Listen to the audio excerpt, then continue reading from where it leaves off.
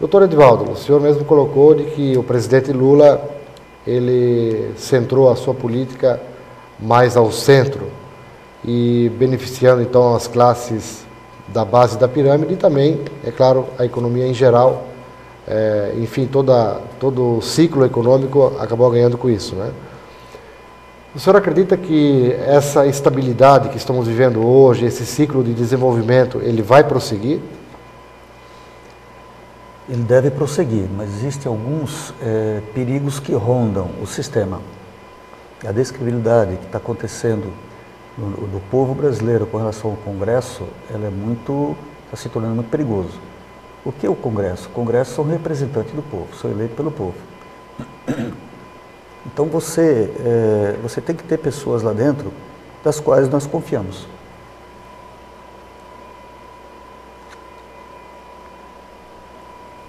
E o Congresso não tem respondido com eficácia essa confiança que nós temos dado a eles. O índice de corrupção está muito grande, isso tem dado mau exemplo para o povo brasileiro, e isso, a nível de visão futura, isso é muito perigoso. Se você não tem confiança no Congresso, que são os nossos representantes, isso começa a interferir na nossa economia, no nosso comportamento, no comportamento do Brasil. Então esse é um lado que começa a se tornar perigoso. O outro lado é a questão do dólar. Essa questão do dólar tem que começar a haver um controle melhor do governo, porque o dólar nessa faixa de 1,76, 1,8 está permitindo muito a importação de produtos externos e isso tem dificuldade da fabricação interna no Brasil. Doutor Ângelo, nós sabemos que a competitividade do Brasil no mercado internacional, ela tem sido até um pouco prejudicada, como o senhor falou, com essa questão do dólar, que acaba inibindo as exportações e estimulando as importações, né? Mas essa política ela também foi realizada no início do Plano Real, né?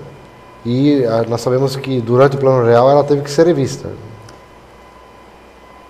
É uma evolução. O governo, hoje, ele é muito eficaz nesse ponto. Ele está evoluindo, como eu falei no começo, é uma escada com vários degraus. E esse mérito não pode ser tirado do governo atual. Ele está continuando e está havendo uma preocupação nessa continuidade.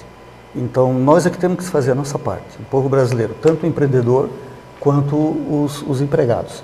Tem que haver um estabelecimento de equilíbrio. A tecnologia tem que continuar desenvolvendo, porque hoje o Brasil é global. O meu produto hoje tem que competir com o italiano, com o alemão, com o inglês, com o francês. E o governo brasileiro tem a sua fatia de comprometimento conosco. Ele tem que nos permitir que a gente consiga, de uma forma empreendedora, atingir esses níveis de processo. Então eu vejo o Brasil hoje como uma expectativa muito positiva. Eu pretendo continuar investindo no Brasil e recomendo que o empresário brasileiro invista, que o Brasil é realmente um país que já chegou ao futuro. Hoje nós somos um país presente a nível mundial e nós somos um país de oportunidade ao empreendedorismo. Eu acho que essa garotada que está vindo aí tem que pensar nisso, não pense em sair do nosso país. Essa garotada tem que pensar em empreender, em se tornar excelentes profissionais, estudarem, procurar uma profissão condizente com o seu perfil, com o seu jeito de ser, mas aplicar no Brasil, ficar aqui e desenvolver aqui. O único detalhe que eu entendo nesse momento é que o governo tem que administrar melhor o dólar para diminuir um pouco as importações e fazer com que o produto interno seja mais competitivo. Muito bem. Nós vamos falar agora sobre Santa Catarina. Recentemente, numa entrevista que tivemos a oportunidade de realizar com o ex-governador, Luiz Henrique da Silveira, ele contou um dado bastante alentador a respeito da economia do nosso estado. Ele disse que o PIB de Santa Catarina, nos últimos 8 anos, ele passou de 55 bilhões de dólares para 118 bilhões de dólares. E disse ele também que o PIB de Santa Catarina hoje é maior do que a soma dos PIBs do Uruguai, do Paraguai, da Bolívia e, se não me falha a memória, do Equador. O senhor acredita que esses dados realmente refletem a realidade? Reflete a realidade porque Santa Catarina ela é muito diversificada. Ela atua em todos os setores, então a economia catarinense é uma economia muito equilibrada. Se você vê o setor têxtil, Santa Catarina é fortíssimo, metalúrgico também, plástico da mesma maneira, e ela tem prestações de serviço muito fortes também. O que precisa em Santa Catarina é a infraestrutura, melhorar a infraestrutura. O nosso governador, o Luiz Henrique, ele tem um perfil descentralizador. Ele fez uma coisa muito interessante, ele tirou o poder econômico de infraestrutura de Florianópolis e levou para o interior. Hoje, 100% dos municípios, eles têm cobertura asfáltica. Isso facilitou o transporte da matéria-prima e transporte de produto acabado. E ele incentivou também a industrialização do oeste catarinense, longe do litoral. Então, isso manteve os profissionais no oeste catarinense. Essas medidas, elas foram fundamentais para Santa Catarina, porque ele deu a estabilidade econômica em todos os setores, em todos os pontos de Santa Catarina. Isso tem feito Santa Catarina crescer de uma forma muito ordeira, muito tranquila. E essa descentralização, quando ele criou as secretarias, foi uma coisa excelente, foi uma atitude extraordinária. Eu mesmo fui diretor da Secretaria Regional, que antes era em Blumenau, por 3 ou 4 anos. Isso foi uma medida muito interessante para Santa Catarina, porque ele puxou para fora. Me preocupa hoje esse estado de coisas, porque as secretarias viraram um centro de empregos e isso realmente está mostrando um ângulo diferente daquilo que quando iniciou essas secretarias. E precisaria ser repensada. Tem um custo muito grande, muito alto. Um custo muito grande, ela teria que ser repensada.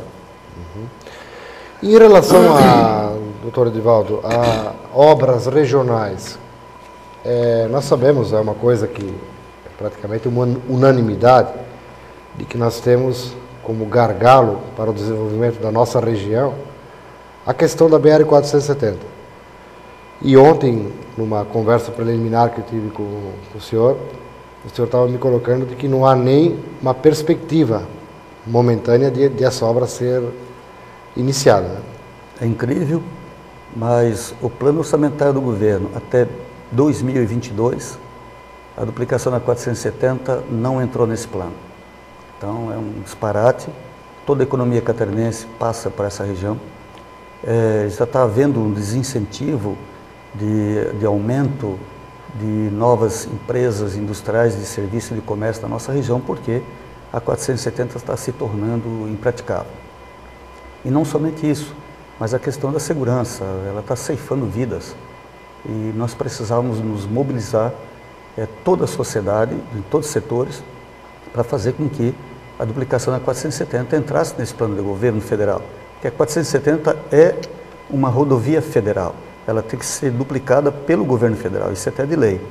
E é uma pena que isso esteja acontecendo, porque nós estamos sendo relegados a um segundo plano, quando o Vale do Itajaí é altamente pujante. Não somente os empresários, mas os profissionais, os empregados do Vale do Itajaí são pessoas muito dedicadas ao país. E nós merecíamos essa duplicação.